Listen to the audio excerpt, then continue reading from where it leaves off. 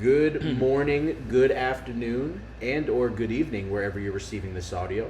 Welcome back to another episode of the Busted Coverage Podcast here on YouTube as well as on Spotify.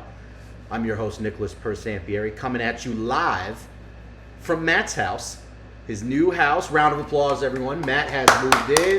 Well, kind of moved in. Still smells like new paint. He's got about half his living room assembled currently. But yes, congratulations, Matt. My co-host Matt Baywood and my other co-host, who is also returning here today, Cam Griffin, is in the building. What? This guy takes a lot of PTO. Hey, you know what? It was earned. Hey, use it or lose it, baby. That's what I'm saying. I can't carry it, so you might as well use it. The first letter in PTO is P, which stands for paid, so it don't matter. Paid. Anywho, we want to thank you guys for tuning back in once again, as always. Make sure you guys hit the like button, subscribe to the channel on both YouTube and on Spotify. If you're ever stuck in traffic, put us on. Leave a comment as well. We'd love to hear your guys' takes, guys and gals. We don't discriminate out here. We wanted to know what you guys want to hear, what you guys want us to talk about. We'll shout you out on the show too. That, as we used to call it, that good banter. That is true. That good banter. That is very true. Yeah, I think that's British for good shit. But Face palm already. First face palm in the new house. I don't think he was expecting that. I wasn't. That was not face palm worthy. Actually, that was just a reaction. Shock. That was just shock reaction. Speaking of Cam Griffin, you are our moderator this week. I am. So I'm going to go ahead and pass it on over to you to go over our topics this week. And we are going to get this shindig going. So what you got for us? All right. So we are going to do some interesting topics this week. We are going to look at all sports. And we're going to see, I want your opinion. Are storylines before the season start, are they good for sports? Do we really weigh too much in on a storyline? Should we even care about a storyline before the season starts? We're going to debate about it. We're going to talk about it. Preseasons, should full contact sports have preseasons? Should we require athletes to play in the preseason, or should we just get rid of it? We'll go back and forth. Nick, I know you've had thoughts on preseason for a while. I know going back to last year we were talking about preseason stuff. We're also going to talk about some scandals. With all the scandals in sports before NIL, some during, should the NCAA use the death penalty to gain control of a lot of the things happening in sports? We will touch on that. And then I'm going to ask you guys some questions. What are your 4 non-negotiables if you were being recruited? What are the 4 things that you will not waver on? I want your thoughts on it. Recruited professionally or recruited by college? I mean, it's not really that easy to do college, so I would just say obviously. I would say college. Okay. Because professional, I mean, money talks. Yeah. In NIL, but that's different. It would be more college. If we're recruiting you, what are 4 things that you will not waver on? And then our last topic like that, and as Felipe was talking to me, I lost a spot. And the last one will be, every athlete has a podcast now. We've got a podcast. Should athletes shut up and dribble? Or should they use their podcast to push their issues out there? Because they already have given fans that are listening to them. We will discuss. Are we doing Baywood's Bets now? We are doing Out of Pocket today, which is a new segment. And Baywood's Bets will be back in a couple weeks. We're still not at... We'll save that for NCAA start. I think we're going to take our hiatus next week because I'm going on vacation. And then... So you're on PTO now. Yes. We're all going to be off again. Must be nice. Yeah. It's my cousin's wedding. I didn't realize it was going to be like this. And, time off. Yes. So... Then the week after, we may or may not have everything fully set up for us to go completely camera-wise. If not, it'll be the first weekend in September. You're not here the first weekend of September, right? Or you aren't? I'm here the first weekend of September. It's Labor Day. Labor Day weekend is the 31st and the 1st. Yeah. So the week after that, I'll be back. So that'll be our first in-camera. That'll be when Baywood's Bets returns. All right, we'll do full segments when Nick comes back. Okay. Yes. So until then, you just get the choppy stuff. Yeah. But that's okay. The choppy stuff's chop pretty it good. up. We We'll did a chop it nice up short Chopping podcast it up. last week, so... I know. We're going to try and keep this one short today too, right, guys? No. Okay. So let's get started. Oh, and then obviously we'll have Nick rant about something, and I'm sure I will find it offensive. Matt wanted to do a segment that he's going to get me to palm, but I'm going to make him wait until the in-person, so you guys get the full effect on the shenanigans that comes out of these two's mouths sometimes. It just boggles my mind. I do not have a trivia question because, as I said, I've been away for like 2 weeks, but I don't think we'll need one because I'm sure Nick's rant will take up that time. And then we will close out and say goodbye. Are you ready?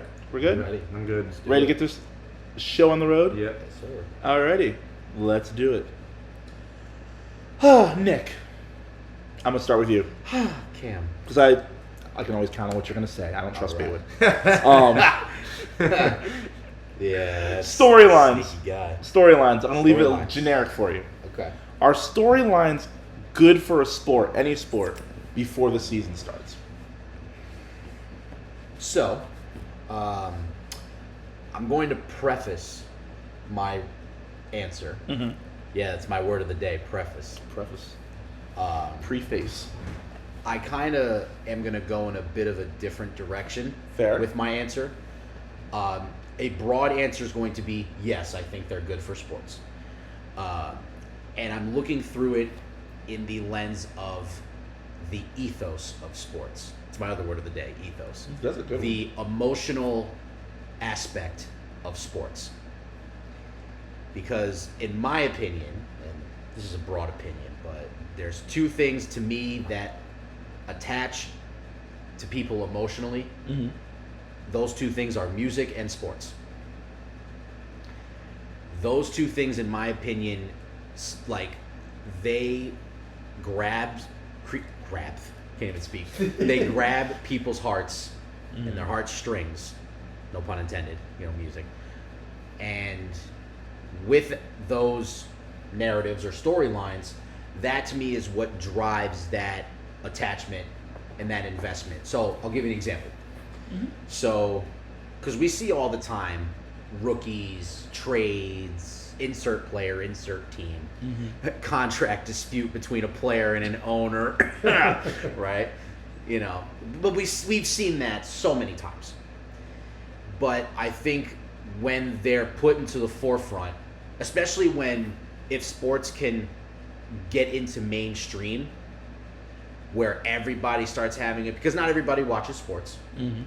So to be able to have things where people are talking about, and I hate to bring this one up as my example, but I think I know where you're going with this one. when Taylor Swift Yep. started dating Travis Kelce, Mm-hmm. everybody and their mama had an opinion about this relationship. Like they're a part of their lives now. It became reality TV on and off the field. Still is. And it still is. So, and it immediately, it grabbed the attention of millions of people. Man, woman, child, didn't matter. Whether you like Taylor Swift's music, whether you like Travis Kelce's mustache, whatever it is, right? There was always something that they would talk about. But part of that is because of, ironically, sports and music. Those two things that connect to people. And when we want to see, obviously go Birds. So I want to see the Birds do as well as possible, right? So I'm going to support Jalen Hurts to the fullest. Mm-hmm. That's my quarterback, right? Thanks to you. But, when we lost the Super Bowl a few years ago, and it's like, can Jalen Hurts be the guy, right? There's that emotional investment for Eagles fans because we want to see him succeed. Mm-hmm. And when it does happen, you have the payoff with the confetti and everything, and it just makes it that much more meaningful for fans, people that may be introduced to it. So yes, storylines I think are good. Even when it's something bad, it's still good because any publicity is good publicity, and it drives ratings, which drives views, which drives money, which drives the sport.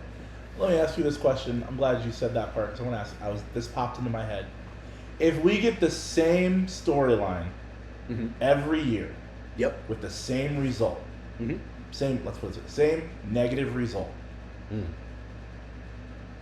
Does that continue? All publicity is good publicity, or could that eventually hurt you down the road? Because now it's not even a storyline, it's, well, this is going to happen. From the perspective of if the storyline's good or not, or working, I think as long as it conveys that emotion, it's working. That's just my opinion. Because my thing is, I have no emotion towards it. I've seen it so many times. I'm like, oh, Right. this is the year. This is the year. And it doesn't happen, don't care anymore. It's now I'm at the point, I'll believe it when I see it. Okay, so let me counter that question. You are the LSU savant of our group. You are very high on Mr. Garrett Nussmeier. So you'll believe it when you see it. Is there something that he can do that will be? You're going to watch every game still? Yeah. Because you have that hope and that belief that LSU is going to win. As a fan, yes. Right. From a fan of another school, Okay. I'll use Notre Dame. Yep. This You year- hate Notre Dame. I hate Notre Dame. See, there's But that emotional there's that thing. emotional there. Yeah. I could use a school I have no indifferent. IMG Academy. That's not college, high school. Might as well be a I'll college use- football program. I'll use this one. North Carolina. Okay. Bill Belichick's their coach this year. Yes. All the storylines going into it. Great. Next year, we'll see the same storylines. It's year 2. You get a bye year 1. I don't care. You went to a school I have no emotional attachment to. I don't care about the storylines. In the NFL, we've seen the same storylines for years. Dallas. Oh, this is the year we're going to the Super Bowl. We're going to win. My favorite. That's more the delusional Dallas fan base. But it's a storyline on there nonetheless. Yeah. Lamar Jackson, we finally get to a Super Bowl. We've been saying this for how long? He wins MVPs. He falls off in the playoffs. What's it? Oh God. Josh Allen. Yep. Is this the year he finally beats Patrick Mahomes? And then we get the same result, and then the year we keep saying the same thing. So, at what point do you think storylines are just okay? It's great, but it's 3-4 years of the same thing, and I'm not a fan of that. Is there a better storyline we could have? Well, I think there's still going to be that search for a better storyline. We're always going to look for something better, right? Because we're always going to have new stars. We're going to have new faces. So maybe the story does stay the same. But if we have new characters, it can maybe be told in a different way that still can grasp the attention of an audience. You know, like Lamar Jackson and Josh Allen may be in similar circumstances, but they've got there in different ways. They are 2 completely different personalities. So now you have kind of that clash of which one can actually ascend. It would be Joe Burrow, but which one will actually ascend? We're still waiting. Right. But exactly. But, you know, so the story may be the same, but we have similar people doing similar things, and it's like eventually their paths are going to cross, as we saw last year. Now we have a new storyline. So maybe the storyline gets old and it ends. What's the news? Wait. Well, they played each other in the playoffs last year. So, right, but that creates a new thing. Now they're head to head. Someone's got to go. So I'm. That's a here I look at storyline it this way. within There's itself. always the rotation of those 3 quarterbacks and Patrick Mahomes. If Patrick Mahomes is at the finish line, win, lose, finish line, we're still discontinuing the other 3 because he's still the one who got there. So I see what you're saying. You're saying One other rebuttal to that would be, that is true, but we're hoping that someone comes to take Mahomes down. and he did. Yep. But this is my question again. We don't question Joe Burrow with Patrick Mahomes. Right? You don't question Joe Burrow with Patrick Mahomes. We don't. I'll get to you in a minute. I did, but I think Joe doesn't have as much help as Patrick does in terms of the defense. But you don't question. You said if we gave him a better defense, would Joe you? Burrow's gonna Would you? win, yeah. Exactly. Lamar has a good team. He's got a good defense. Got a good offense. Allen has a good offense. That's a Well, good my defense. position They on just Mahomes, lose. my position on Mahomes changed too because he doesn't have great receivers like Joe Burrow does. But here's the kicker to that. They still got to the finals last year. Huh? Who? The Chiefs got went to the Oh, yeah. They still got there. So point being is that if we were to go look at the quarterbacks in that situation, the storyline point, we can't put Joe Burrow in that category right now because we know what he's done against Patrick Mahomes. Patrick Mahomes has stood in the way of these two other quarterbacks and given us the same storyline the last 4 years. And that was my point. That's what I want to say. Yeah, no, I mean, that's a fair point. Yeah. And I think going back to maybe Josh Allen and Lamar aren't the characters for that particular story to defeat the mighty dragon and Patrick Mahomes. Maybe it's Jalen Hurts. I don't know. Oh, I should never ask this question. Or maybe it could be an up-and-coming quarterback. Aaron Rodgers. Okay. Who's he play for? You never know, right? He's an up-and-coming Bo quarterback. Nix is coming up in his division. Up and coming to retirement. Yeah. So Bo Nix, he said. I know. Bo Nix. Well, I'm just saying, in division, they almost beat them twice last year. The Broncos did. But I'm just saying, so there's always going to be someone that can take the place of those other characters that maybe, okay, Josh Allen, Lamar, same story. We don't want to see it anymore. Just like Saw 8, Saw 9, Saw 10. Fast and Furious 3, 4, 5. Wasn't good after the first two for Saw. Fast and Furious, like I think up to like 4 or 5 were pretty good. They're pretty good. It's just repetitive. Up until Paul died. Same story. Yeah. Right. So how do we get from 5 to do enough to get it to 10? And that's by introducing new characters. So then The Rock comes in, Jason Statham comes in, John Cena comes in. So kind of the same idea in sports, where there's going to be those influx of stars. Yeah. Old generation leaves. Who's going to take over? We're waiting. Kind of thing, So I do think it's still going to be good because there always will be something. There will be some way to pivot, and now you're on a whole nother journey. So, Matt. Sorry, Matt. My question for you. All right, I'm starting with question 1. Are storylines good for the sports? No. Off season, yes. There's only so much jerking off I can do without watching sports.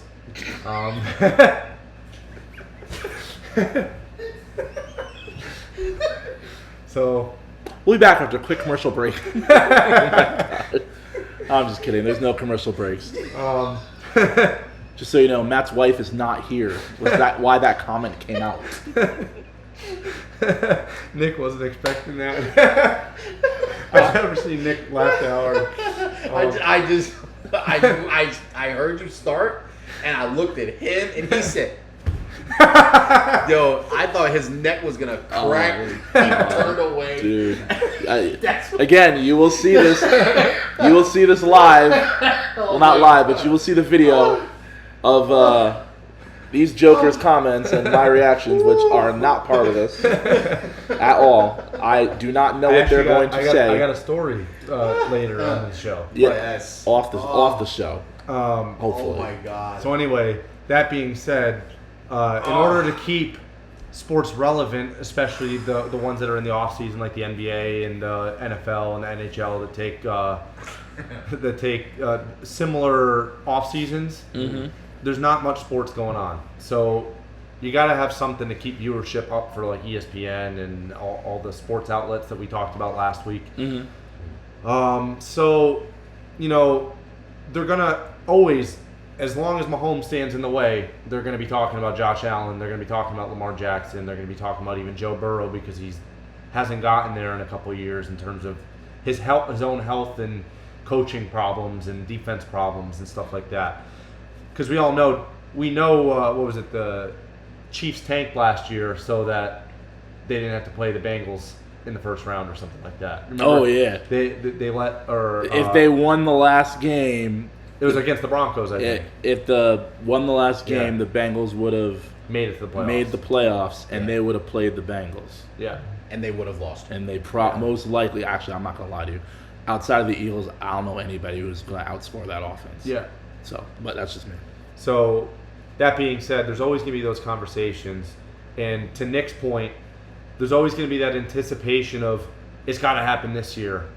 Or, to your point of show me, I mean, you're still going to tune in and watch. Well, I have no choice. I mean, I watch the teams I want, and the storylines always develop around it, no matter what. However, storylines.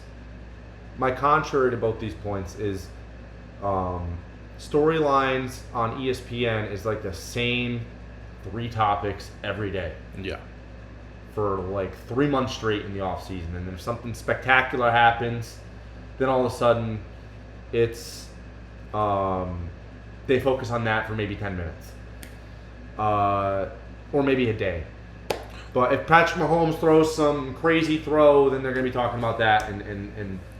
But my point is that they every day, at least FS1, when it was Skip and Shannon, or even Michael Irvin and Richard Sherman, it was the Cowboys were brought up 3-4 times in the show. Mm-hmm. We had the Lakers with LeBron, and it's like, can we stop? Because there's other players that are better than LeBron in the league right now. Can we focus on them?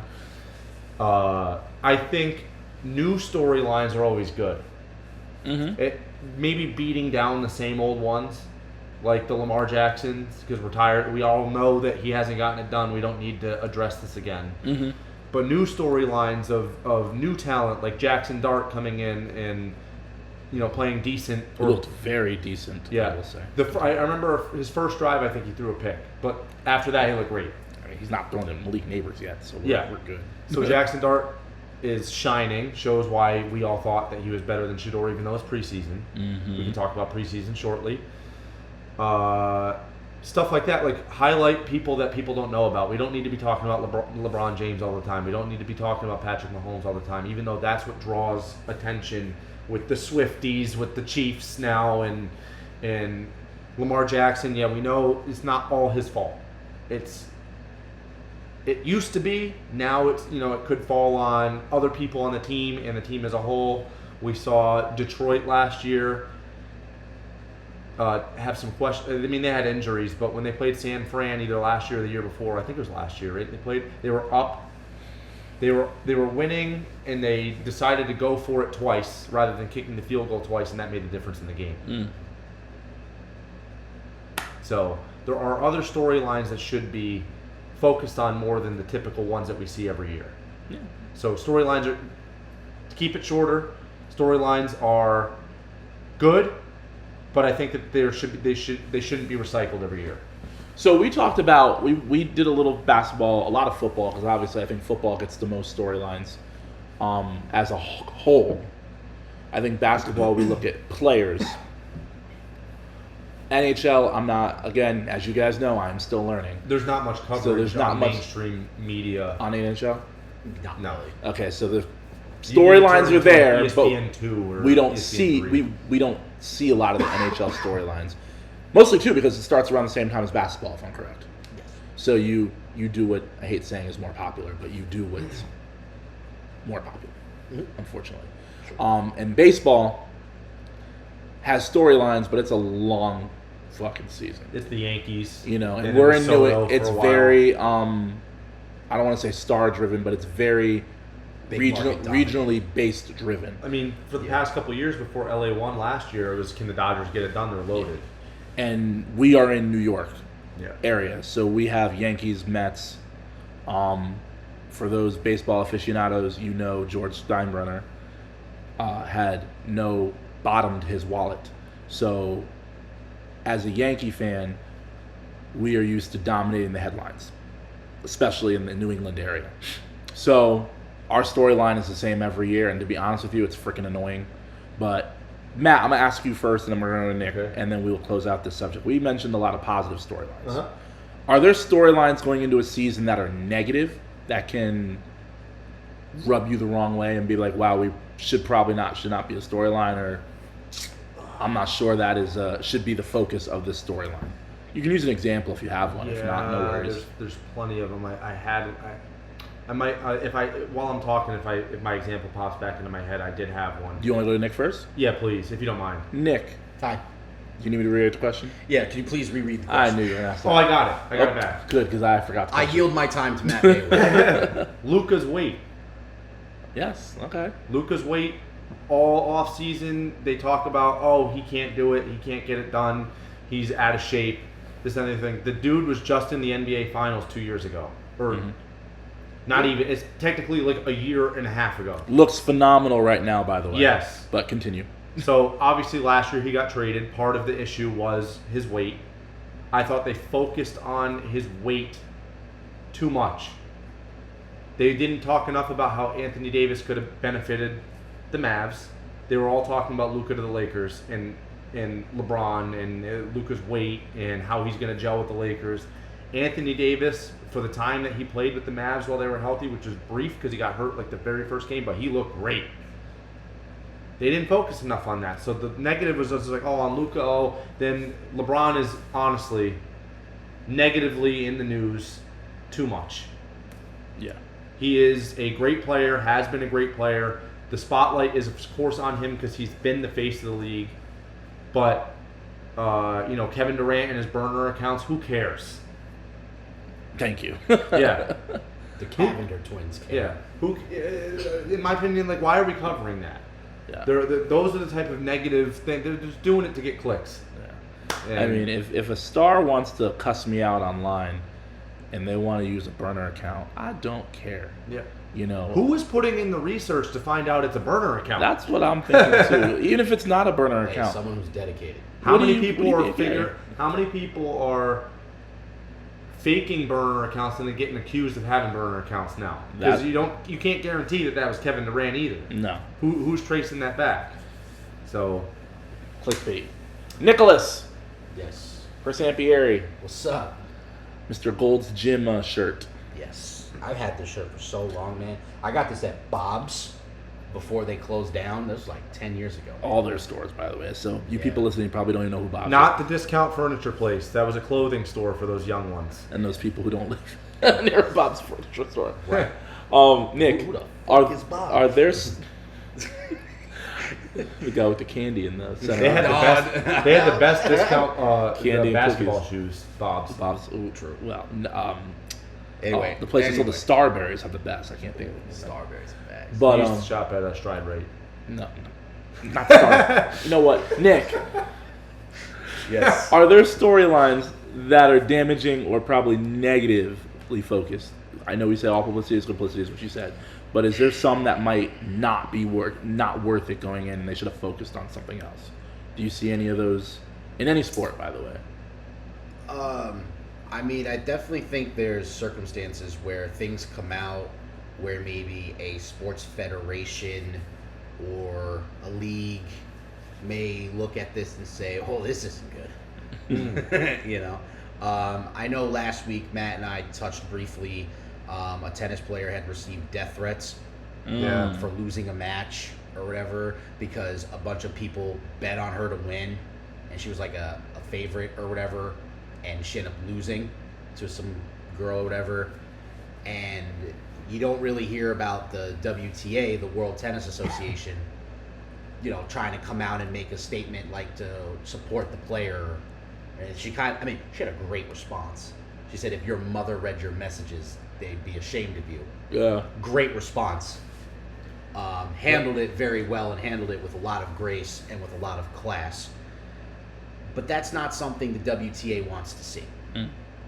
That creates negative storylines about how athletes are treated in their domain. And then retired athletes like Shannon Sharp. We talked about that 2 weeks ago when Cam left. What did we say? He got fired from ESPN. Oh, yes. Which we all saw coming. We knew that was coming. Disney does not let people be scandalous. Yeah, so that's not good for the media outlets that are driving other storylines. Gets in the way of operations, if you will. So absolutely, there's some circumstances, in the NFL going on that the league might want to figure out, because that's bad for business. We'll just leave it at that. That's fair. It's absolutely bad for business. And whatever needs to be worked out, however it needs to be. But for something like that to be put into the forefront, the NFL is probably like, oh shit. If it's something to be true. So I know you're dancing around it. And yeah, I'm trying trying to. figure I out have no idea. All right, I'm trying to not, trying to be politically correct. Just say the team. So the whole lawsuit with Brian Flores. Oh, that's back, or is it a new one? Is that the one where he got fired for being black? He claims that there's Racial not that discrimination. because he's black. Oh, okay. So, But okay. They said that they forced him to tank. He didn't want to, and then they fired him. And he also claims that it basically hindered him getting hired by another team Well, to be a head coach. oh, I know where you're going with this. Yeah, Okay, yeah. You don't have to make So, so if you're the NFL to have something like this come back to the forefront. Look, By the way, I like Brian Flores as a coach. look, the bottom. Defensive As a coordinator. defensive coordinator, sure. At He the never end- really got a chance. At the end of the day, And that's part of the issue the argument here. and the rebuttal is, again, at the end of the day, when your billionaire owner tells your millionaire coach to do something, and you don't do it, Out you go. you go out. And billionaires They talk. still got Tua. But billionaires He talk. never wanted to. That I was know. part of it. Yeah. Billionaires talk. So it was one thing after another And- thing. Yeah. There was a lot Exactly. of conflicts, And if you don't listen to Not one gonna lie, billionaire, I don't think McDaniels wanted to either. But so basically, the original circuit judge or whatever that viewed that originally he had to go through an arbitrator. Yeah. With the NFL. Yeah. The arbitrator of the NFL is Roger Goodell. Yep. Didn't know if y'all knew that. I did know that. Commissioner of Yep. the league. the commissioner of the league is the arbitrator. But now, she's basically changed her mind and said, no, Goodell can't be the arbitrator. It's a conflict of interest. He can now go to court. Correct. This is not over, and this is going to be, this is a storyline worth following, absolutely. And he's still coaching. And he is the defensive coordinator for the Vikings. Yes. So it's going to be very intriguing where that goes. But that's an example of a storyline that has a potentially negative and detrimental impact on the league's reputation. Yeah. So imagine And it's you're opening suing- Pandora's box. You're suing your employer and still cashing a check from a team. Yeah. Yep. That's The Eagles are not a part of it. Go Birds. Because we only throw snowballs at Santa Claus. We don't we don't care what color Santa Claus is. And maybe the Dallas. I'm done. I'm done. We don't care if he's Big Bird, Oscar the Grouch, Elmo. Funny enough, I did walk. Don't in- care. Snowball. I did walk. You know what? in- Before Matt gets his comment out, we're gonna move on. because No, I do not know I what walked he's into going a to Christmas say. tree shop before they closed, Mhm. and there was a black Santa Claus in there. Wow. Did you buy it? No, it was on clearance though. All which right, is- can't move on. We're moving on. We're not gonna. We don't. We don't have an. I didn't buy a white Santa. We don't Claus have an either. arbitrator. Oh my here. God, Matt! Anyway, we're gonna start with Matt on this next one, That might have been unjust if I was walking out with a black Santa Claus. and we are going to, and our NA17 rating just went up, and our Mature 17 audiences rating, only. mature audience only. We're gonna move on, and we're gonna talk about preseason. Okay. And I'm gonna shorten the question. I started with Nick last Yeah, time. I believe. he's starting. Matt, we're gonna start with you. He pointed at me. I did? He's starting. Please do. Since you like to talk, no. Preseason. Yep. Should full contact sports have a preseason? Yes. You need to see full speed. Let me just put it to you this way. NFL, obviously preseason's going on right now. You have like 100+ people on the roster. It's like a college team right now. Mm-hmm. And they need to find out how to cut people and shrink their team down to their 53-man roster. You're Mhm. only going to do that by evaluating NFL level play. Mm-hmm. Granted, a lot of these people have never played in the NFL, but you can kind of see who has it in your scheme that you've been working on in training camp over the past 2 months. Mm-hmm. You need to be able to see who can tackle, because there's a lot of people, like, a lot of these college teams don't play against each other. So somebody from the SEC isn't going to necessarily be playing somebody from the Big Ten. Mm-hmm.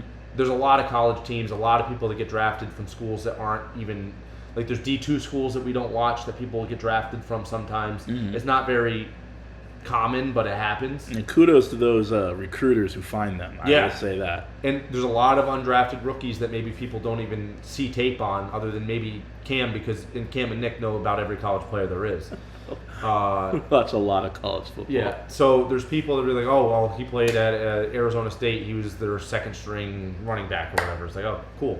Anyway, you got to see them play in that sort of setting because it's a different speed. College, the playbook's different. You get an NFL playbook. You got to see how they adapt and learn the playbook.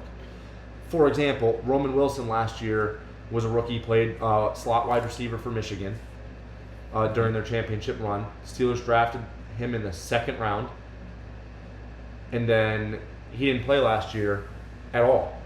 He couldn't learn the playbook. He was also hurt, but the rumor on the street was that he couldn't learn the playbook. So you need, now he's shining in this preseason. I think he's leading the team in receiving yards right now. That being said, it's like you need to be able to evaluate, shrink, see who's going to work in your scheme, because players in college will play maybe in a 3-4 scheme. You're drafting them into a 4-3 scheme, seeing if you could, like defensive tackles, defensive ends, edge rushers, corners is different. I mean, it's different everywhere. You know, receivers is a different speed, different playbook. You can audible at the line. It's not as much running. It's not the quarterback specifically need to be able to make reads on their own and not being kind of told, unless you're Jared Goff, what to do. So I think preseason is necessary. It's just like the G League. It's just like the, what's the other one? NBA Summer League. Summer League. I mean, well, Summer League's a little different, only because it's strictly rookies. Or true. I think you can go up to a third-year player, I think, is the max you can get in the Summer League. To also be fair, you don't really see veterans being cut from the 53-man roster after they sign a team. Yeah. So if you wanted to just make it lower level, however, it's also a way for tenured athletes to get back into playing shape and get that muscle memory back and get a different look, because you know what look you're getting in preseason or in training camp for the most part. So Aaron Rodgers has never played with the Steelers. He should play at least a drive or two to get his feet wet. He wanted to. Mike Tomlin shut it down. Yeah. So I guess Russell Wilson never played with the Giants. He played the majority of the first quarter the other night. Yeah. Hopefully he doesn't see the field, because Jackson Dart needs to play. Yeah. But Justin Fields played with the Jets, so they need repetitions. Let me ask you this question, and then we'll get to Nick on it. And I'll try to think he might talk. Yeah, you probably will. With what we just said, which is why Mike Tomlin won't let him play, does the risk outweigh the reward if something bad happens? Because it's a full contact sport. Football is one where you see a lot of injuries, and sometimes the basic injury, you miss a week. A week is a big deal. One game is a big deal in the NFL. Yeah. One game in any other sport that are major sports, it's Not a so big much. deal, but not so much. You can make it up somewhere. So yes, I agree with you. It's risky. However, I'll give you an example. Let me just give you one more example. The Bengals right now, yeah. like full starter fucking rotation playing for the whole, like the first few drives. Yeah. In the back of my mind, I'm like, okay, that dude on the other side is trying to make a name for himself. He takes out your quarterback, your season's over. Yep. Chase cuts the wrong way, your season's over. Well, season's not over. It's gonna be a lot harder to do what you want to do, because obviously you're drafted. You could have picked a rabbit out of the hat and get that receiver in the 4th round who ends up being, the next Megatron. We don't know. Right. But odds go down. So does that risk outweigh your reward in the preseason, or it should be, be smart, don't play 100% yet, but you don't play 100%, you get hurt. What do you think? I think in the superstars, like a TJ Watt, like a Jamar Chase, we know that they're going to come ready to go. Joe Burrow is lights out. Those kind of people who have been with the same players, have worked out with each other, have chemistry, I think should be exempt from the preseason. But people that are on new teams, learning new playbooks, you need repetition with that sort of play. Even if it's for 2 drives, if you got like Russell Wilson playing with he's supposed to be your starting quarterback for the Giants. and working Jackson Dart up to the starting role, he should be playing with the Giants for at least a couple drives to get chemistry with the receivers. But if you have a Patrick Mahomes, unless his whole receiving core is different, I wouldn't play him. Yeah, I think that makes sense. Nick, how do you feel about preseason?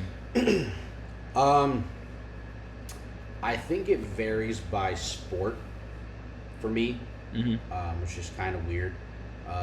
Like, for example, spring training in baseball is like a month long for no reason. There's no need for them to play 30 to 35 spring training games or 25 spring training games. I get it's a 162 game season. You want to get them used to playing multiple, basically 4 to 6 days a week. They have games in the regular. I get that, but you could very easily simulate that over 2 to 3 weeks. And it's not like pitchers are pitching every other night like they are in the playoffs. Exactly. They're pitching like every 4 They're days. pitching every 4 to 5 days. If someone needs a day off, just give them a day off.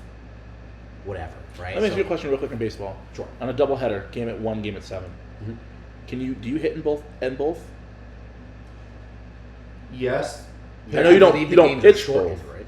Are they? I don't know. No, you don't pitch both. You don't pitch both. You don't pitch both. Do you No. hit both? Yes. Okay. Like Bryce Harper's going to play in both. Yes. And for those people who think I don't watch, I have a job and I'm freaking. But I think was they in school when I didn't they watched, shorten doubleheader so I'm not games, though? sure. Or I don't. they used to, but I think there's back to 9 innings. I think because doubleheaders are what rain delay or weather delay games sometimes. Yeah. So I think they're full games. Interesting. Unless they shorten it if it's the same series. Because I know they did, but I think that might have been for like COVID. I'll have to look into it. Anyway, But that was I my thought they take. were they, question. they don't happen very often. Yeah, no, just tangent. So, but yeah, it's a fair question.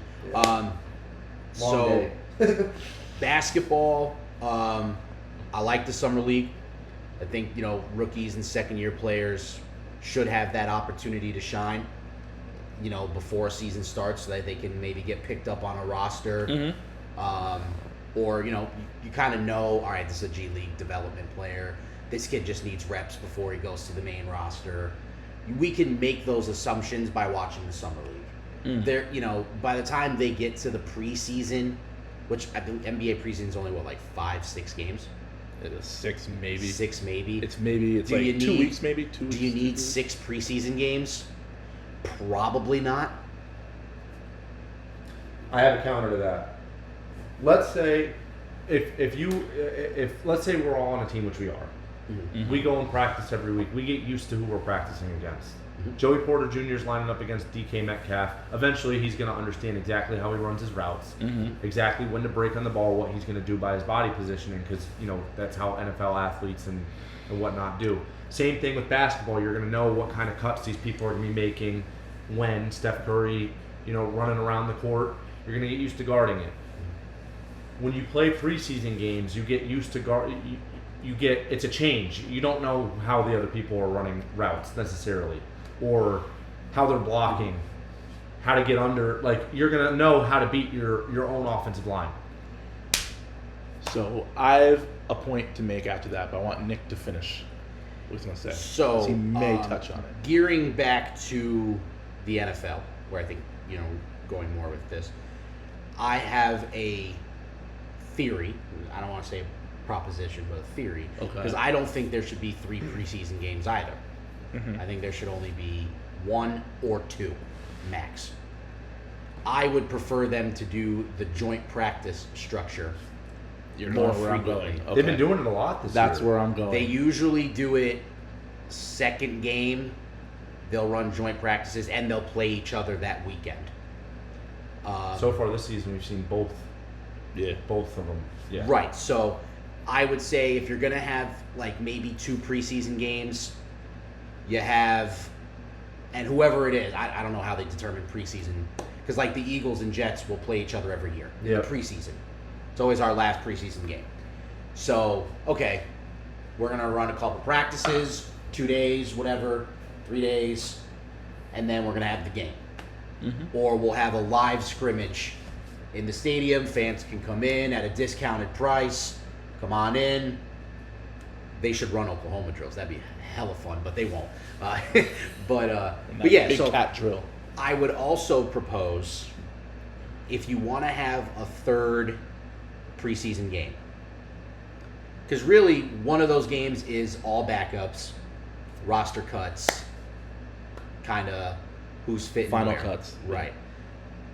I would recommend, especially if we want to broaden the talent pool for further expansion, topics that we've discussed. Mm. Invite the UFL to come play scout against your rookies and second year or backup players. If you're going to have all fourth string players, I'm not watching that for 60 minutes or for 3 hours. Usually it leads to bad football. But the one upside is, if you broaden the talent pool, there's going to be that one lightning in a bottle moment, or that one player that separates. That seizes the opportunity. Right. I think that might also overshadow, because they're going to start recruiting from the There's nothing that can stop them from recruiting from the UFL. Yeah. So Which they're practically a free agent team at that point. So I think it would, and if that, it's up to the NFL team's discretion if they want to have joint practices with the DC Defenders. Like, say if the Commanders and the Defenders had a little derby in the preseason, did a couple days of practices with like the backup players. You don't have to risk your starters, but let the third strings go against the DC Defenders. That might be a way that they introduce international as well. Right, expand your Players, international pool. yeah. It gives the UFL a lot of shine too, because any football that grows is good for the sport, I like that. which is good for the NFL. Does Plus, the UFL you have can the find same players rules? from DC that say, "Oh, we could use him at corner." Does the UFL have the same rules? Pretty much, yeah. Because Well, the XFL doesn't. There is no more. They merged with the CFL? USFL. Okay. Canada's a little different because they play 12 on 12, Yeah. and the field's bigger, like bigger end zone. They have a 110-yard in-play field. The goalposts are on the goal line, so it's a little different. Oh right, they play like the old school NFL. Yeah, they have 3 downs to convert, so it is a little different. Same Maple concept, syrup on the ball. potentially. That's their stickum. Right? Yeah, it's just syrup. So I don't know if the CFL is practical for the NFL to do that kind of experimentation. But the UFL, I think, certainly is. The only problem is the UFL, there's only like 8 teams. Yeah. So, but, those, because when you start the preseason, you're at like 90 players. You're cutting down to 53. In 3 weeks. You're cutting 30 to 35 players per team times 30 teams. You could field, that's what, 900 players? You can't field, so divide that by another 50-person roster. You got 15 new teams right there. There's your expansion of the UFL to 20 or whatever. Or there's your farm system. Honestly, we talked a few months ago. We can say we've been doing this for months. A few months ago about a farm system for the NFL.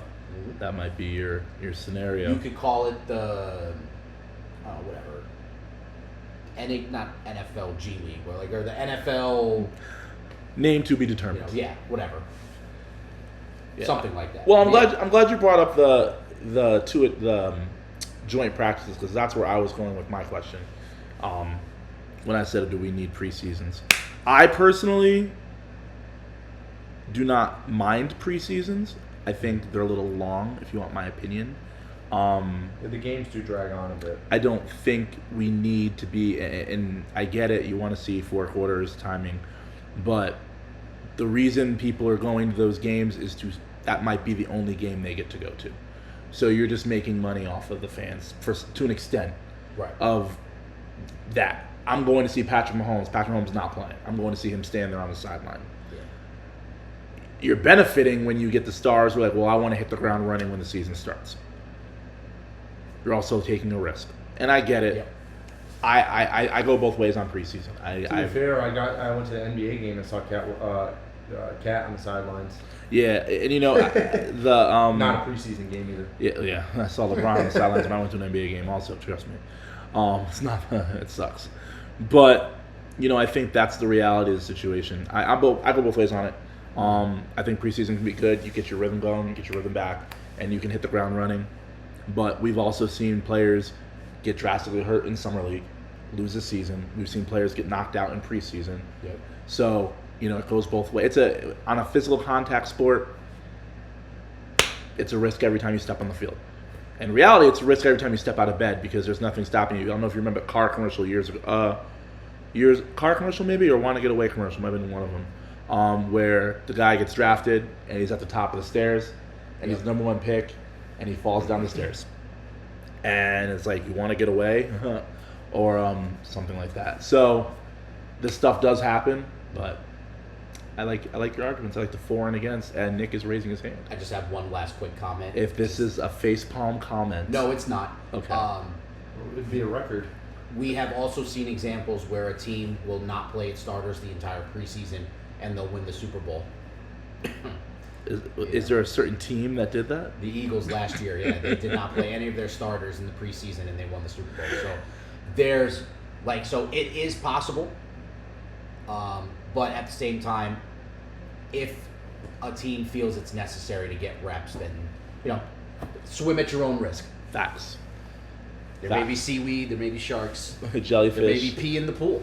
Swim at your own risk. If you can't see the bottom, don't get in. Yep. That's my life motto. If you can't see the bottom, don't get in. Pause. We're gonna move on real quick. So, let's talk scandals. I know, right? So there's a lot of scandals going on the last few dozen years in NCAA sports. If we're going to be realistic, we won't get through all of them, but not every sport has had some sort of major scandal. Gymnastics, we all know what happened with gymnastics. That was Michigan State. Michigan, I believe. Somewhere, yeah. Okay. Oh, Michigan football. Yeah. Gee. And Penn State football. Mm-hmm. Syracuse basketball. The list goes on. The NCAA has a death penalty. You lose 1 year postseason ban, as well as some other miscellaneous stuff. But the postseason ban is basically what separates it from a lot of the other wishy-washy stuff they do, especially with what happened to Michigan this year. Do you think they should impose the death penalty? Last time they did it was 1987, SMU. But should they impose it more to kind of gain control and maybe get favor back in the eyes of some of the public with some of the major stuff that's happened? Did we start with Matt last time? Yeah. We did. Nick, I will start with you, sir. my friend. And unfortunately, I'm going to put you on the spot a little bit. Put me on the spot. Oh. When we're speaking about these, I kind of want you to name it so Name they it. know when we Okay. say death penalty, why. Not the electric chair. Not the electric chair. No. Not lethal. But what injection. school do you think maybe should have gotten it? Well, I drastically misprepared for this question. No. Death penalty for you. We are up there.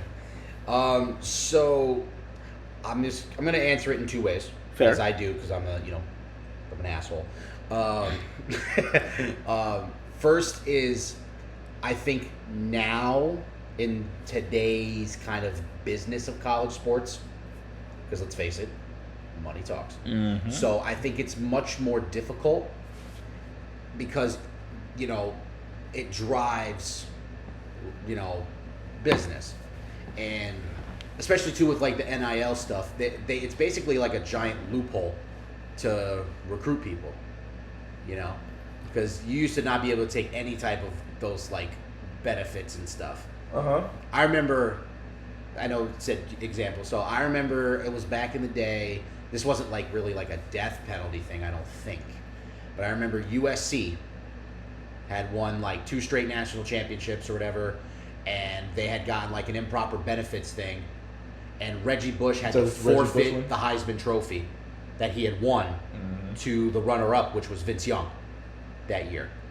And so it's like, it's not Reggie Bush's fault. He went on the field and did his thing. So part of me is like, I hope it doesn't, like, if a player still is on the field getting his grades, and how do you not take a multi-million-dollar NIL contract? How it's so difficult for these kids not to do that. Sometimes their circumstances, in terms of death penalty, like the team is barred from postseason play. Mm-hmm. I mean, we have seen that we've seen it with UConn men's basketball, right? Didn't they get a 1-year ban for something? Yeah. Yeah. Yeah. So, recruiting. Kevin Ollie. Yep. So they still got to play their regular season. The kids still got to play that. But yeah, I mean, the consequence for doing something like that should be grave. I'm trying to think of another good example. You just want me to say like? Oh, you know what? Hold on. I misrepresented the death penalty. So it is the electric chair. Let me rephrase. I misrepresented. It's not postseason. Oh, it's a full year. A full year ban. It's a full year ban. Oh, that is my mistake. And UConn did not get it. The team does not play the sport. Like they can't play regular season games. Correct. If Michigan gets the death penalty, they will not play. There will be no season. 20. That's bad for the business of the Big Ten. But what they what they did. Wait, they got the death penalty? No. No. But what they would have done is what a team does if it's. We'll go through the examples when you're done. The two that I give you on air, off air. I feel like I know one of them. You know both of them, but we'll go I know through both it. of them. We'll go through it. Yeah. So it depends on the circumstance. Mm-hmm. And like I was saying before, like nowadays, with like the NIL and the like way around to get these players, financial benefits to come to your school, like this type of thing was unheard of 20 years ago. And granted, there's a big fight so that players can get paid, but that was like after they're already there. Like high schoolers are making six-figure, close to like if you were Cooper Flagg, you were a millionaire at 17 years old. Before you even shot a basket for Duke, you were a millionaire. Yeah. Mm-hmm. So it's like I think it's just a completely different recruiting era that we're in, and business is booming for college sports.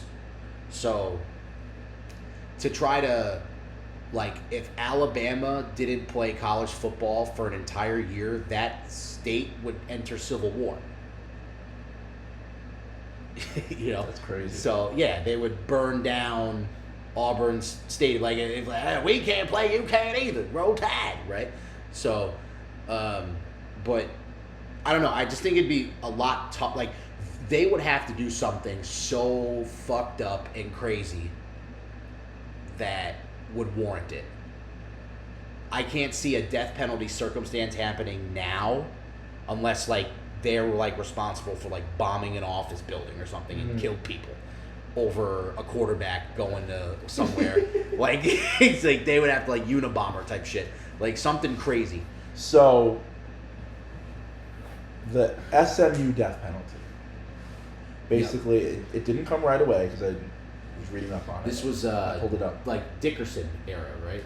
It's like the 80s, I think. 80s, the running back, 87? Eric Dickerson, It's was more it the 80s, generalized on it. the Not as Mustangs 80s. or whatever. It was the That's 80s. them. Okay. Yeah, so I was really looking at the Okay. players per se. So, Yeah. but basically, they were 5 sanctions in 11 years. Sorry, not 5. 5 to 7. They had 5 sanctions on probation 7 times. Wow. So basically, you kept breaking the rules, and they gave you the death penalty. If you're not going to follow the probation or anything like that, we're going to cut you off. Mm-hmm. A lot of these schools, you've seen these same schools with the same treatment. This, that. At what point does the NCAA say, look, it's not about NIL money anymore. You aren't following the rules that you're given. You've been on probation. You've been sanctioned. You gotta do it. What do you think? So to me, a simple answer would be, I would say either one of two things would be a 3-strike policy, or you go 0 tolerance. whatever it is that you would decide as a governing body, if it's voted on and this is what you're implementing, then okay. I would say probably a 3-strike policy would be a little bit better in terms of, okay, you're gonna lose your scholarship, would be strike 1, or you're gonna pay a fine. If you do it again, fine, no postseason or no bowl game, no NCAA tournament, which we see that a lot. Which we have seen multiple times. And then in multiple sports, by the way, we'll throw that out. Yeah, and then if you are a third offense, you're a multiple offender. That's it. Or you gotta like forfeit wins, or you gotta, cut down your. You can only play non-conference games. You can't play in conference for a year or something. Yeah. You can't play in the Big Ten championship or something. I'm not a fan of forfeiting wins and forfeiting trophies. I mean, obviously, you played the game. You punish. I feel you're more punishing the other team, when you forfeit a win or you forfeit a trophy. But something. But yeah, something. That's just me personally. Yeah. Matt. Yep. Death penalty.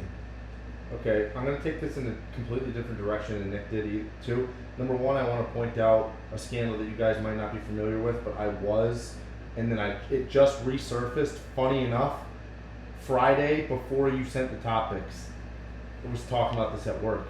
The Spanish 2000 Paralympic team. Okay. They were using non-disabled players. I heard about that actually. Yeah. I did hear about that. And we all know what the opposite of a Paralympian is. Do you know what the opposite of a Paralympian is? We are trying to get fans. An Olympian. A pair of legs. Oh. Yes. The other one is, you might know this, is Panama Lewis. Do you know him? No. Old boxing trainer. Do you know who Billy Collins is? No. He's a boxer. Was he the one that was like putting like metal in his tape? That was Panama Lewis. Oh, okay. Was then I do adding, know it was number one, he was using asthma medication for his boxing guys because it opened up their lung capacity, and they were able to just box all day without getting gassed. So if you're doing stuff like that where you're manipulating, it's like a PED. Yeah, basically, Yeah. You're enhancing your lung capacity. You're adding a foreign object into a glove that is padded for protection. It adds more weight when you punch In on that case, the reason why is because we're obviously talking about the big four sports, or just basketball and well, it'd be NCAA sports. yeah, but there's NCAA boxing in certain schools. I agree with you. Yeah, NCAA But, wrestling. So at that point, that it's not really a team, but that school should not be participating. No. There are certain things that, like Nick brought a good point, is that I'll use the Harbaugh example. That was not necessarily the team, right? That was, I don't know if the team knew about it. And Hearsay. We'll have to, yeah, exactly. But it happened. But it happened. And for those that don't know, Harbaugh had a member on his staff that wasn't a coach, that was going to other team facilities and taking their coaching signals. And he was sitting in the stands, possibly, or on the sidelines of his own team and watching the signals of their players, because they do hand motions. There's only so much of a mic that they get, so they do adjustments with hand motions. The quarterback's looking over. They know exactly. They saw it every time. It was so detailed, like the direction of where, because all the coaches aren't just like right next to each other. There could be one at the opposite 20-yard line making a call to the quarterback. You don't know. So the guy was so meticulous and got every call. They were able to, and this is their championship year, and years before as well. But it came out during that time. They were cheating. They were stealing their signs. They knew what that they knew what they were going to do before they did it. And Belichick was famous for it. I'll give an example with the Steelers. Belichick, or the Patriots, were playing the Steelers. There was I'm going to do this motion. That was like a dive to the left, let's say, for a halfback. And it was with Jerome Bettis. You're not stopping him on a 1-yard run most of the time. Dude's like 300 pounds.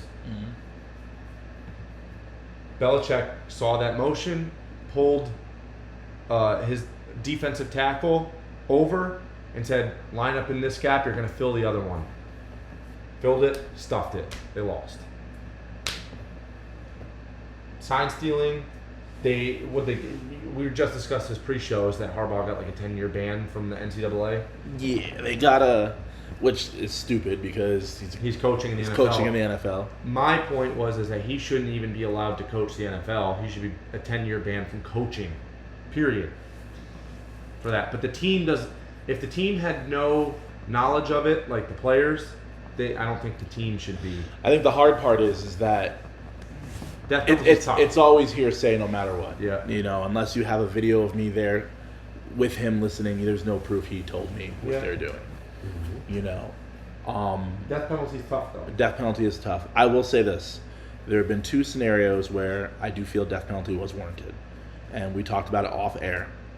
And I will talk about it on air. I will not go into full details because I think they're both pretty synonymous with scandal these last few years. And that is Penn State with Joe Pa and Jerry Sandusky. I believe that was Penn State. That's like 15 years ago. Sandusky period. Yeah, Sandusky. And Syracuse with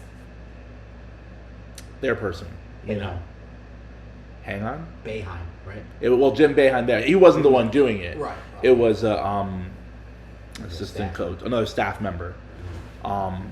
In both cases, multiple coaches knew. In both cases, multiple players knew. Multiple players happened to. And Waterboy, not happened to, but to people on the team, we won't specify their positions because I don't have the direct position in front of me. But to me, those were so egregious the way they played out and what was done that to me those both should have been. And I love Joe Pa, and I will say to my day that I think this took him out. But I would have death penaltyed both schools. There was so much around both of that. Yep. And I don't think you can get away with what those guys got away with and just roll the ball out and play the next season or roll it over in football and play. I know it sucks that innocent people lose out and you may not want to transfer, then stick with your program. I think all Penn State lost was postseason that year. But I don't think your school deserves to be in the postseason when something like that is looming over your head because of what your staff members have done. And I'm not trying to justify it. If it was a one-off, maybe, but neither one was a one-off. One was multiple years. Both of them were multiple years it's been happening. So I think public opinion, I get money talks. Sadly, they were both decent schools at the time with chances to do very well, but you need to send a statement. And the biggest statement you can say, and that's not only to those 2 schools, that's to every school out there. You want to continue doing what you're doing and you get caught, there's going to be a problem. We will not tolerate. And I think that's where zero tolerance comes in. You can let them play it out, but once it's proven what they've done, death penalty. No ifs, ands, or buts. You're suspended for the year. That's my thought on it. You can't, and I don't want to use certain words because I don't want to trigger anything, but you can't do the R word to people and get away with it. We can go back to Duke lacrosse. Yes, years later we find out that the girl lied. Thankfully we didn't death penalty it, but that girl lied. The other girls did not lie. And we did not death penalty Duke lacrosse. We let a bunch of college kids get away with doing stuff because they could, and they got penalized, but the school let it happen. And if you talk to people in Durham, it's not the first time, it's not the last time.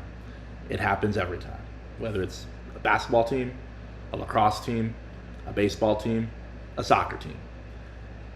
We let teams get away with stuff because they're athletes. They bring in money. But at some point, money has to be a non-factor.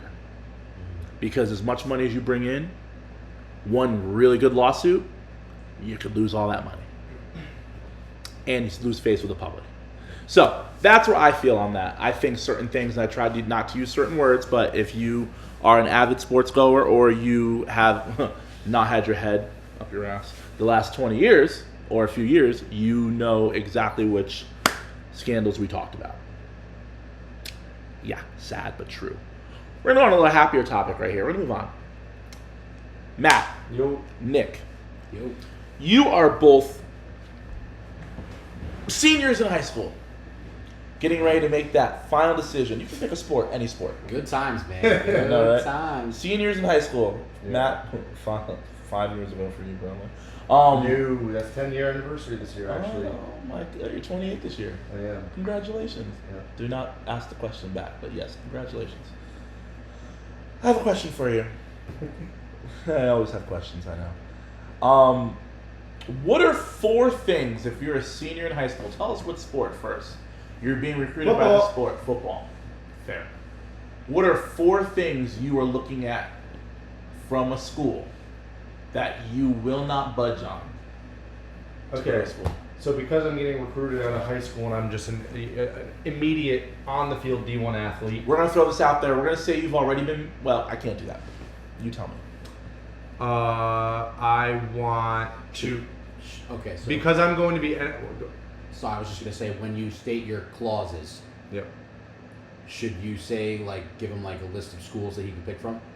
No. No? I want Okay, we'll, all right. we'll do that afterwards. Okay, all right. I want to see I'm what just, school I'm you- just making sure. I want to see what you would have picked. But first, what are the You four? can What are 4 change. things that are important to you to go to a school, and then we'll see what school you would have picked. Because I'm going to be drafted before I finish my college tenure. You are not. No, I am. Oh, college tenure. Yes. Oh, but in football, you have to be able to call it 3 years. Correct. Which I didn't finish the college tenure. College tenure's 4. You're like minimum.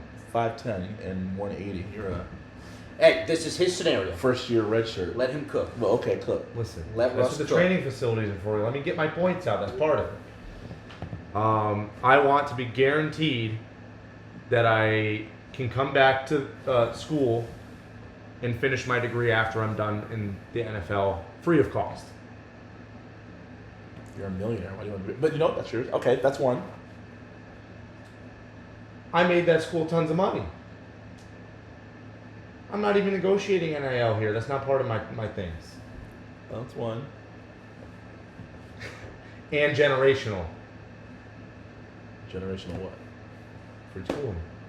So, like, his son gets to go to that school free, no cost. Okay, 2. No, that's the same one. Oh, okay, that's Part one. of it. Yeah.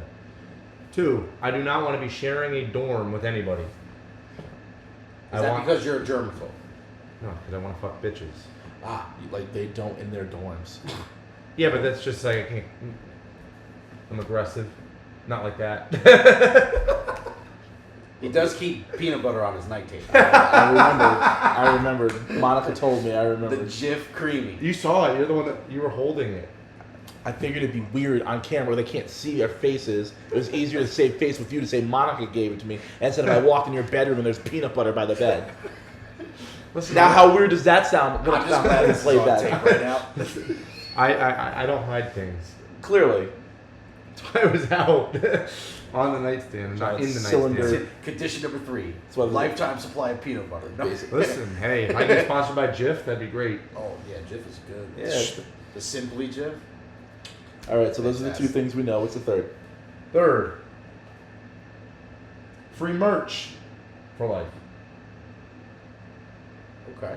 Free schooling, free merch. And Oh yeah, free. The Facebook. Single dorm. Oh, okay. Single dorm. And what else? This is an either or. What's Either. No, nothing with the training facility actually. I don't like any of the college meals unless it's UConn because that campus is fire. I know I haven't been to too many college campuses, big college campuses like a UConn that have so many food options. But if there isn't something like that, I want a dedicated meal plan for myself with quality ingredients and not that Michelle Obama bullshit. Most big time college high-profile programs D1 programs. I went to a state have school. their, but you wouldn't in this scenario. So most big profile schools have their athletes have their own chefs, not per chef, but for athletes in their own cafeteria have their own chefs, and their meals are some are pre-made, so you would be fine. Yeah, they have catering. Then I get a private driver. That's an NIL stipulation too. Like, Okay, and he's easy. So you know what he wants? He wants all the good benefits of a big school at WestCon. That's basically what he wants. Literally, So he doesn't have to go anywhere. That's what he wants. It's a damn shame. He wants to be treated like an Alabama Alabama quarterback in Danbury, Connecticut at WestCon. That's what he wants. That's what he wants right now. Go Wolves. Go Wolves. He wants. Ridiculous Go four Wolves. things he wants. Nick, please save us. Please save us. Cam's exactly right. I know him too well. WestCon, for those who don't know, it's a small D3 ruggedy ass campus in Danbury, Connecticut, at the end of the metro line. Of the Hey, that's the Midtown campus. There's Yo, no you know what's something, bad when the Western Athletic Conference or Complex stands for? It's the WAC. yeah. And That's also a they had tax to change their name abbreviation. from the Colonials to the Wolves, and it's a little D3 school. I mean, they're good for their conference, but they're not a big school. And Matt here wants all the perks of a number one quarterback out of the SEC, potential number one draft pick at this small ass D3 school, where some of these kids that went to these schools have more kids in their high school than you had in the WestCon. And? I can't. Nick, save us. Please save us. This kid, he's basically saying he's happy just to get a scholarship. Good Lord. Good Lord. He's looked the same way since high school. He's a first year red shirt at best. At a big, don't even, you know it's true. Don't even, you're same size. I'll moss you. What? I said I'll moss you. I'll knock your ass to the ground. You won't get over me. So you don't know who you're talking to. we can put that on camera. Yeah, you're going to be on camera face playing in the dirt. No. I'm going to undercut you. Wow. Let's go. All right. So, you know, I don't need a lot, you know. So I would say, first thing I would say is my scholarship cannot be rescinded even if I'm off the team. Unless I get like arrested or kicked out of school. That's how most of those work. Well, they could remove your athletic scholarship if you're not playing athletics. But once you give it to me, you can't take it back. Okay. Unless, you know, I do something retarded. Okay. Right? Like get arrested, something crazy. Mm-hmm. Uh, This is not how I thought these questions were going to go, but it's really funny. provision number 2, my family gets skybox to every game. They get skybox accommodations. Okay. Because I would want my family to be taken care of at the games. They don't Okay. gotta pay. They don't gotta pay the parking. Nothing. Thirdly, if the coach were to leave, I get an automatic waiver where I don't have to sacrifice a year to transfer. Which actually, didn't they get rid of that? Yeah. Oh, never mind. Okay, so get rid of that. Never mind. Sorry. That used to not be a thing. It was not a thing. If a coach left, the player had to sit out a year to transfer anywhere. 2 Unless years. they got a waiver. Unless they got a waiver, 2 years in conference, 1 year out of conference. So that, as you can tell, there's an age discrepancy between myself, Cam, and Baywood. Yes. Matt is He's a youngin. he's a youngin who's happy to go to. Yeah. I mean,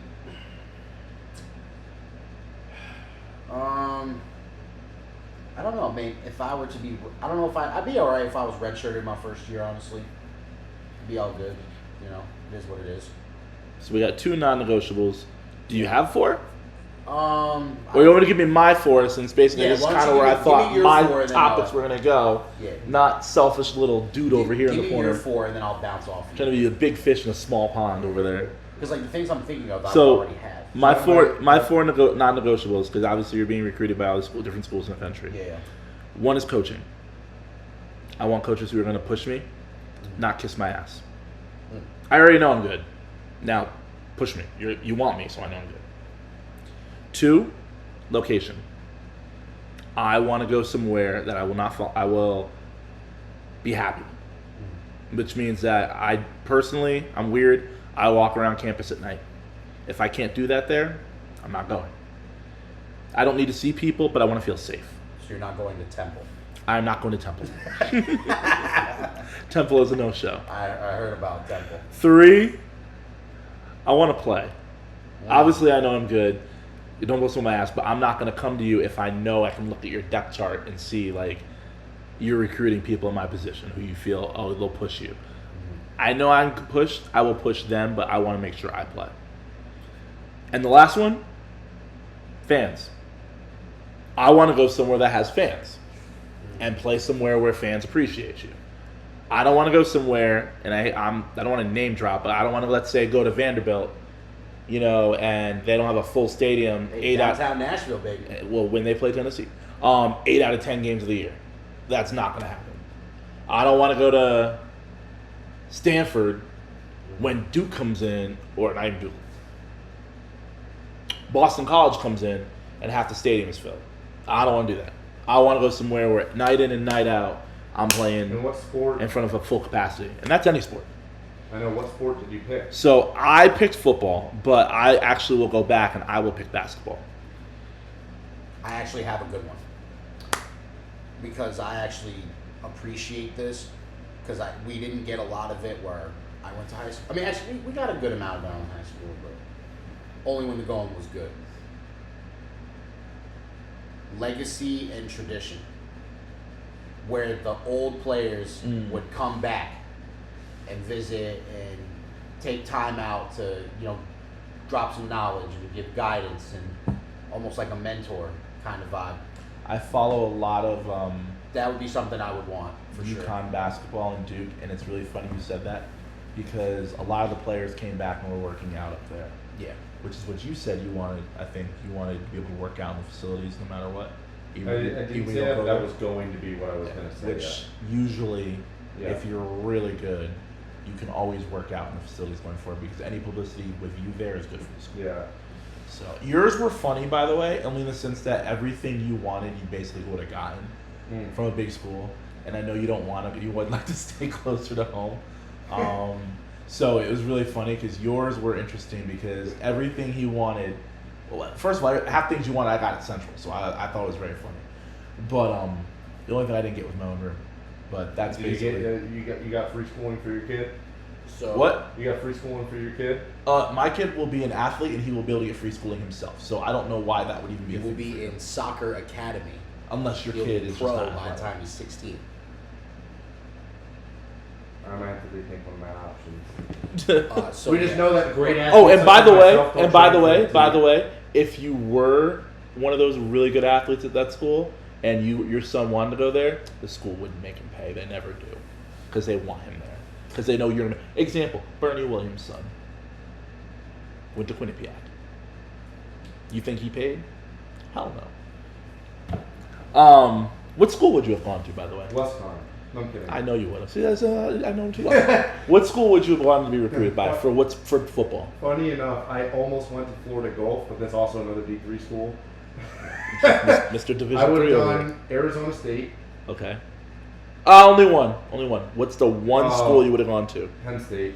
Penn State? Yeah. That's a good one. I like that. Nick, one school you would have gone to, and actually, those listening, there's nothing wrong with a D3 school. I would have loved to go to a D3 school to play basketball, or any sport. So just throwing it You out would have there. gotten yammed on. I did go D1, but what? I said you would have gotten yammed on. How? I'm not dumb enough to stand under the hoop. Oh. I don't block. If I can't block it, I'm not going to jump. Like, I don't know if I mentioned this little quick story. The reason I started playing football, I watched. Are we good? We're still recording. We're good. no, it hasn't moved off 53-19 in a while. Are we recording? That's true.